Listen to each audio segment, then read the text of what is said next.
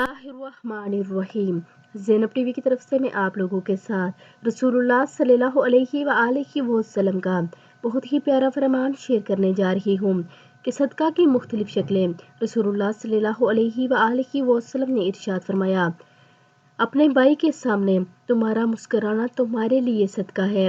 تمہارا بھلائی کا حکم دینا، برائی سے روکنا صدقہ ہے، بھٹک جانے والی جگہ میں سے کسی کو راستہ دکھانا صدقہ ہے،